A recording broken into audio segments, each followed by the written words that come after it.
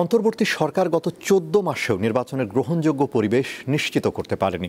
ফেব্রুয়ারির মধ্যে নির্বাচন না দিতে পারলে পরবর্তী সংঘাতপূর্ণ পরিস্থিতির জন্য বর্তমান সরকার দায়ী থাকবে। বৃহস্পতিবার ঢাকায় এনসিপি, নাগরিক ঐক্য, এবি পার্টি, গণসংহতি আন্দোলন ও বিপ্লবী ওয়ার্কার্স পার্টির নেতাদের অংশগ্রহণে এক আলোচনা সভায় এসব কথা উঠে আসে। রাজনীতির বর্তমান এবং ভবিষ্যতের পথরেখা শিরোনামে বৃহস্পতিবার ঢাকা রিপোর্টার্স ইউনিটিতে আলোচনার আয়োজন করে নাগরিক ঐক্য। এতে এনসিপি সহ কয়েকটি দলের কেন্দ্রীয় নেতারা অংশ নেন।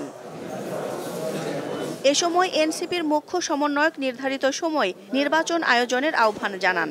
বলেন, জাতীয় পার্টি ও আওয়ামী লীগকে পুনর্বাসন করার সুযোগ নেই। জাতীয় পার্টি এবং আওয়ামী লীগ প্রশ্নে আমরা কোনো ছাড় দিব না। দেশ অন্য পরিস্থিতির দিকে যাচ্ছে।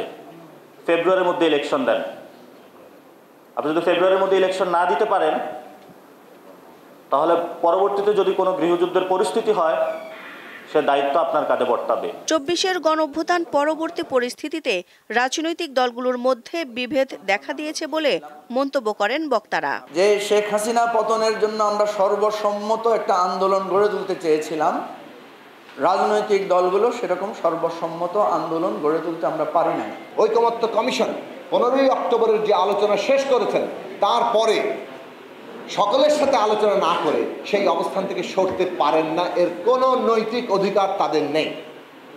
যা ইচ্ছা তাই করা ঠিক হবে না। অন্তর্বর্তী সরকার এখনও নির্বাচনের পরিবেশ তৈরি করতে সক্ষম হয়নি বলে অভিযোগ ওঠে আলোচনা সভায়। সরকার এখনো নির্বাচন করার ফিটনেস তৈরি করতে পারেনি। নিরপেক্ষতার পরীক্ষায় আপনারা দুর্ভাগ্যজনকভাবে গত 14 মাসে এই পরীক্ষায় পাশ করতে পারেননি। ভালো করে ফেল করার জন্য যত নাম্বার পাওয়া লাগে, আপনারা ভালো করে ফেল করার নাম্বারও কিন্তু এখনো পান নাই। এই কয়েকদিন আগে এনসিপি বলেছে সরকার আমাদের সাথে প্রতারণা করেছে, এখন বিএনপি বলেছে সরকার আমাদের সাথেও প্রতারণা করেছে। একটা প্রতারকের কাঠগড়ায় এই সরকার দাঁড়িয়ে গেছে।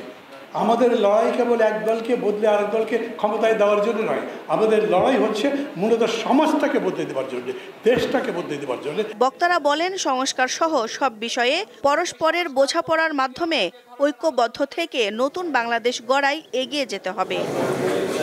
দিলশাদানি, দীপ্ত সংবাদ, ঢাকা।